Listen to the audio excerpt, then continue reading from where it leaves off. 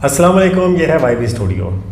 Viewers, आपने अक्सर Honda गाड़ी देखी होगी सड़कों पे दौड़ती, और तकरीबन पाकिस्तान में हर जो भी गाड़ी ऑनर है वो 100 में से तकरीबन 50% लोगों के पास होंडा गाड़ी है। और जिनके पास नहीं है वो सोचते हैं कि काश होंडा गाड़ी हो। होंडा गाड़ी लें, बहुत पॉपुलर गाड़ी है और ये जापान की मतलब कंपनी है, उसकी बनाई हुई गाड़ी है। आज हमारे पास जो वीडियो है वो बहुत इंटरेस्टिंग है। ये कंपनी किस तरह बनाई गई और इसको बनाने वाला कौन था, उसके हैरत अंगेज जो है ना वो हमारे पास फैक्ट्स हैं। अच्छा, हाँ, कि वो लड़का कौन था या वो बंदा कौन था जिसने ये होंडा गाड़ी मुतारिफ करवाई थी। सही है। ये बात है साल 1914 की, जब एक 8 साल का बच्चा जापान के एक गांव में खेल रहा था। तभी उसने 4 पहियों पर चलती एक मशीन देखी। ये फोर्ड का मॉडल टी था, जिसको देखकर ये बच्चा बहुत ज्यादा हैरान हुआ। अच्छा, वो दिन था जब उस 8 साल के बच्चे को गाड़ियों और मैकेनिकल पार्ट से पहली बार लगाव हुआ था। इसका नाम था सुचाइरो होंडा, और किसको मालूम था कि आने वाले वक्त में इसका नाम हमें हर छोटी बड़ी गाड़ी पे देखने को मिलेगा। 1906 में जापान के माउंट फूजी के करीब एक छोटे गांव में सुचाइरो होंडा की पैदाइश हुई थी। उनके मतलब इसने अपने नाम पे रखी है कंपनी का नाम। साइकिल रिपेयर का काम भी करते थे।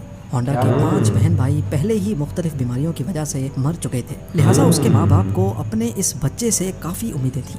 लेकिन उसको पढ़ाई से तो कोई लगाव नहीं था, अलबत्ता अपने बाप के साथ साइकिल रिपेयर करने में होंडा को ज्यादा दिलचस्पी थी। जब वो 16 साल का हुआ तो उसने न्यूज़पेपर में जॉब का एक ऐड देखा।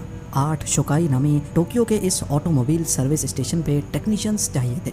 होंडा ने कंपनी को जॉब के लिए लेटर लिखा और खुशकिस्मती थी कि वहाँ से पॉजिटिव रिप्लाई भी आ गया। यही वो टाइम था जब होंडा अपना घर और स्कूल छोड़कर कमाने की आस लगाए टोक्यो रवाना हो गया। होंडा का ख्वाब तो तब टूटा जब वो टोक्यो में 8 शोकाई पहुँच गया था। कंपनी के मालिक ने होंडा से सफाई सुथराई के काम करवाना शुरू कर दिए और यहाँ तक के उसको बेबी सिटिंग पर लगा दिया। होंडा बेचारा करता तो क्या करता। एक तरफ वो अपना घर और माँ बाप को छोड़कर निकला था, तो दूसरी तरफ उससे फालतू काम लिए जा रहे थे। उसको वापस अपने गांव जाने में शर्म आ रही थी, क्योंकि वो अपने पेरेंट्स को फेस करने की हिम्मत नहीं कर पा रहा था। यही वजह थी कि अगले कई महीनों तक वो वहीं ऑड जॉब्स करने पर मजबूर रहा। कुछ ही महीनों के बाद 8 शोकाई के मालिक ने होंडा से वर्कशॉप के काम भी लेना शुरू कर दिए। होंडा को इस काम में शुरू से बहुत इंटरेस्ट था, इसीलिए वो चीज़ों को आसानी से समझ जाता था। चंद महीनों में वो हर तरह की गाड़ी और उनके पार्ट्स के बारे में काफ़ी कुछ जान चुका था। इस दौरान 8 शोकाई ने 2 स्पोर्ट्स कार भी बनाई, जिसमें पहली गाड़ी 8 डैमलर थी और दूसरी कर्टिस। ये दोनों गाड़ियां यूज्ड इंजन्स को इस्तेमाल करके बनाई गई थी, जिन्होंने जापानीज मोटर कार चैंपियनशिप 1924 में पहली पोजीशन भी हासिल की। था, लेकिन इस रेस में वो ड्राइवर के साथ इंजीनियर के तौर पे बैठा था। यही वो इवेंट था जिसके बाद सुचाइरो होंडा ने मोटर स्पोर्ट्स को अपना रिलीजन बना लिया। उस वक्त कारें देखे कैसी होती थी। में जॉब करता रहा और अपने एक्सपीरियंस को बढ़ाता भी रहा। 22 साल की एज में उसके मालिक ने अपनी एक और ब्रांच खोलने का फैसला किया। ये ब्रांच हमामात्सु शहर में होना थी, जिसको चलाने के लिए मालिक ने होंडा को जिम्मेदारी देकर वहाँ भेज दिया। उस टाइम किसी ने नहीं सोचा होगा, उसने खुद भी नहीं को एक वर्कर से कहां तक जाएगा, और सिर्फ 2 ही सालों में 30 वर्कर्स तक पहुँचा दिया। वाह, अब एक ब्रिलियंट मैकेनिक और बहुत खूबसूरत गाड़ी बनाई है। उसने अपनी महारत का फायदा उठाते हुए अपने मालिक के लिए एक स्पोर्ट्स कार डिजाइन की।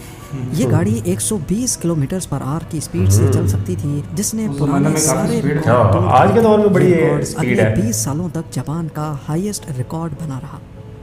8 शोकाई के मालिक के दिल में होंडा की अहमियत मजीद बढ़ चुकी थी। वो अपना खुद का वर्कशॉप खोलना चाहता था, लेकिन शायद किस्मत को ये मंजूर नहीं था। 1936 में रेसिंग के दौरान होंडा का एक हौलनाक हादसा हो गया। इस एक्सीडेंट में उसकी जान तो बच गई, लेकिन उसका लेफ्ट बाजू फ्रैक्चर हो गया, शोल्डर डिसलोकेट हो गया और चेहरे पर कई जख्म आ चुके थे। उसको अपनी जिंदगी यहीं ख़त्म होते दिखाई दे रही थी। ना वो मैकेनिक का काम कर सकता था और ना ही रेसिंग में हिस्सा ले सकता था। कई महीनों के बाद वो जब दोबारा ठीक हुआ तो उसने 8 शोकाई के मालिक से रिक्वेस्ट की कि वो अब ये रिपेयरिंग का काम नहीं कर सकता, बल्कि उसने आइडिया पेश किया कि क्यों ना वो अब स्पेयर पार्ट्स बनाने के लिए एक अलग कंपनी शुरू करें। 8 शोकाई के स्टेक होल्डर्स ने होंडा का ये आइडिया फौरन रिजेक्ट कर दिया। उनको ऑलरेडी प्रॉफिट्स मिल रहे थे और कोई भी नहीं चाह रहा था कि नया रिस्क लिया जाए।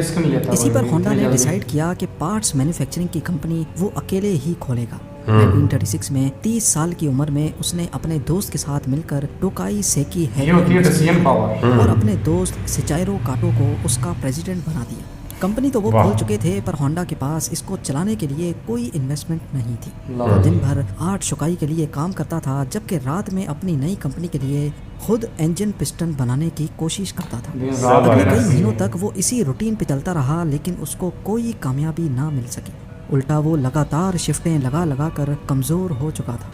एक के बाद एक नाकामी उसका रास्ता रोके बैठी थी। तभी उसने मेटलर्जी में महारत हासिल करने के लिए एक यूनिवर्सिटी में एडमिशन ले लिया। व्यूअर्स, कामयाबी ऐसे नहीं मिलती। 3 सालों की लगातार मेहनत करने के बाद वो आखिरकार एक पिस्टन बनाने में कामयाब हो ही गए। अब उसने आर्ट शुकाई से जॉब छोड़ दी और फुल टाइम पिस्टन बनाने में लग गया। पर उसको ये मालूम ही नहीं था कि उसके वाह। बनाए हुए पिस्टन में अभी भी कई फॉल्ट्स मौजूद हैं।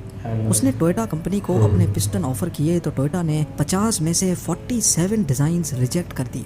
ये खबर होंडा पर बिजली बनकर गिरी, क्योंकि उसके पास अब वापसी का भी कोई रास्ता नहीं था। उसने मुख्तलिफ कंपनीज की रिक्वायरमेंट्स को समझने के लिए पूरे जापान के दौरे लगाना शुरू कर दिए। अलग अलग फैक्ट्रीज में गया, कार मैन्युफैक्चरर से मिला। अगले कई साल उसने मार्केट को समझने में लगा दी। बहुत बड़ी स्ट्रगल है। होंडा ने एक बार फिर से पिस्टन बनाए। इस बार ये पिस्टन हिम्मत नहीं आ रही कंपनीज उसमें। के क्वालिटी कंट्रोल पास कर चुके थे। उसको धड़ाधड़ ऑर्डर्स मिलना शुरू हो गए और एक बार फिर से होंडा को अपने ख्वाब पूरे होते दिखाई दिए। ऑर्डर्स को पूरा करने के लिए उसकी कंपनी ने 2000 वर्कर्स को भी हायर कर लिया। होंडा की ये वाह। खुशी सिर्फ चंद महीनों की मेहमान थी, ये किसको मालूम था। 1941 में जापान वर्ल्ड वॉर 2 में कूद गया और मिनिस्ट्री ने कई जापानीज कंपनी को अपने कंट्रोल में ले लिया, जिसमें एक कंपनी सोचाइरो होंडा की भी थी। होंडा को डाउनग्रेड करके उसी की कंपनी का सीनियर मैनेजिंग डायरेक्टर बना दिया गया और चीज़ें तब मज़ीद ख़राब हो गईं जब कंपनी के वर्कर्स को मिलिट्री सर्विस में लगा दिया गया। अगले अच्छा। 3 साल इंतहाई मुश्किल हालत में गुजरे। जंग की हालत थी ना? 1944 में एक वाक़या हुआ जिसने होंडा की उम्मीदों पर पूरी तरह से पानी फेर दिया। एयर रेड के दौरान एक मिसाइल सीधा होंडा की फैक्ट्री पे आ लगा। पूरे मुल्क के हालात बद से बदतर होते जा रहे थे। जापान जंग हारता हुआ दिखाई दे रहा था। फिर 1945 में 2 न्यूक्लियर अटैक्स हुए जिसने जापान उसने तो की तबाह कर सिरे दिया। से कमर ही तोड़ डाली। इस वाक़े के बाद जापान ने अमेरिकन के सामने सरेंडर कर दिया। जंग तो अब खत्म हो चुकी थी, लेकिन होंडा अपना सब देखें, कुछ खो बैठा। यासिर तबाही। उसने अपने बचे कुछ ऐसे सिर्फ होंडा ही पूरा जापान ही सब कुछ अपना खो 50,000 बैठा। येन में बेचे और एक बार फिर से जॉबलेस होकर बैठ गया। ये हालत सिर्फ होंडा के साथ ही नहीं थी, बल्कि पूरा जापान बहुत बुरे क्राइसिस से गुजर रहा था। इकोनॉमी मेल्ट हो रही थी। खाना पानी की शदीद किल्लत और महंगाई ने सबकी कमर तोड़ रखी थी।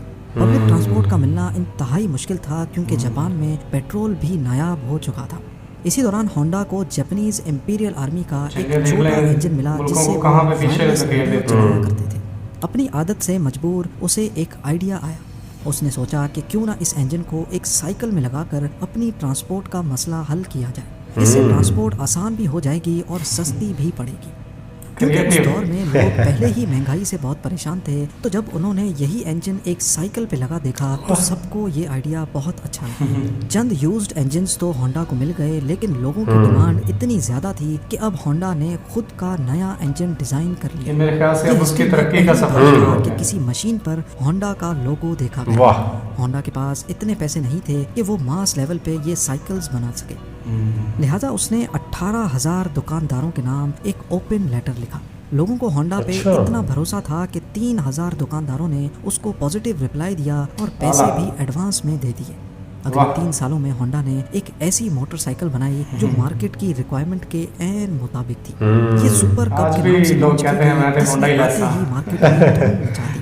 ये मॉडल इतना कामयाब हुआ कि 1958 में इसने अमेरिका की अपनी ट्रायम्फ और हार्ले डेविडसन की सेल्स को भी पीछे छोड़ दिया। ये बहुत महंगी होंडा को मोटरसाइकिल है। रेसिंग का बहुत शौक तो था ही, इसीलिए उसने अब स्पोर्ट्स बाइक बनाने का फैसला किया। वो मुख्तलिफ बाइक रेसेस में जाता और जीतने वाली बाइक्स के खास फीचर्स नोट डाउन करता जाता।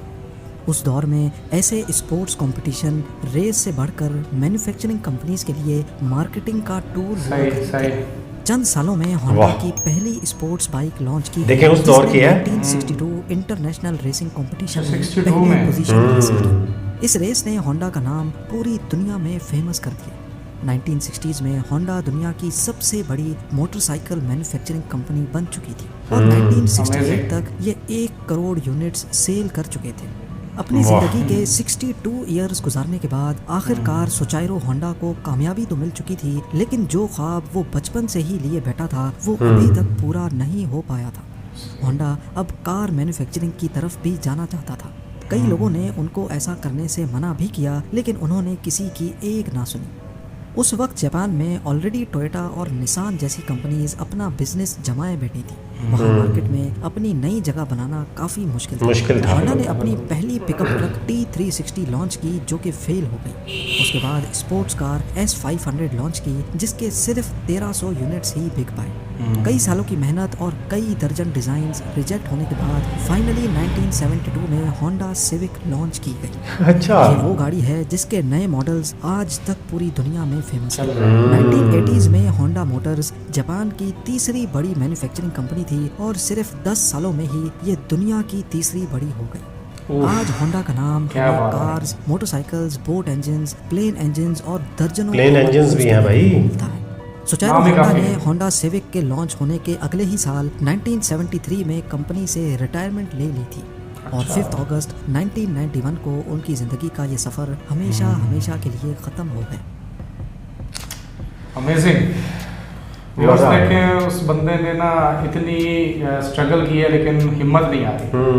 हमारे सामने थोड़ी सी हर्डल आ जाए तो हमने बस ना अखीर कर देते हैं कि यार ये तो मुश्किल है, ये तो ऐसे है, ये तो वैसे है। लेकिन देखें कि कहाँ से उसकी स्ट्रगल है और कहाँ पे वो रिजेक्ट हुआ है। बिल्कुल, उसकी जॉब्स गई हैं, उसके देखें कैसे प्लान वो फेल हुए हैं और सबसे बढ़ के मुल्क के ऊपर एटमी जंग मुसल्लत हुई है। लेकिन उसके बाद भी उसने हिम्मत नहीं हारी और जो उसके ज़हन में जो गोल था उसको पूरा करके छोड़ा। बड़ी बात है। और आज हर बंदे की ख्वाहिश है कि मुझे मेरे नीचे होंडा गाड़ी हो। बिल्कुल। अच्छा बिलाल, एक ना गोल को सेट कर लेना ये कोई इतनी बड़ी बात नहीं होती और गोल को अचीव कर लेना ये उससे भी बड़ी बात होती है। और उससे भी बड़ी बात ये होती है कि आप उसको दुनिया की टॉप नंबर 3 रैंकिंग में ले आए। तो बिल्कुल आज जहाँ पे मतलब गाड़ियों की बात होगी ना, जहाँ पे भी गाड़ियों की बात होगी वहाँ पे होंडा का नाम जरूर आएगा। बिल्कुल आएगा और ये उस बंदे की बहुत बड़ी अचीवमेंट है। अच्छा, मुझे वैसे आज पहली दफ़ा पता चला कि ये किसी बंदे का नाम था होंडा। हाँ, ये उन्होंने अपने नाम पे रखा था ना नाम उसका कंपनी का। अगर बिलाल आप कोई बड़ी कंपनी इस तरह बनाए मोटरसाइकिल की या गाड़ी की तो उसका नाम क्या बिलाल होगा? साढ़े छः अकल ही नहीं है भाई। ऐसे की कंपनी तो साइकिल नहीं बना सकते। चलो वीडियो तो ਅਸੀਂ बना ही रहे हैं। वीडियो ही आपको पसंद आ जाए यही बहुत बड़ी बात है। ठीक है जी, ये थी आज की वीडियो देखने का बहुत शुक्रिया। अल्लाह हाफ़िज़।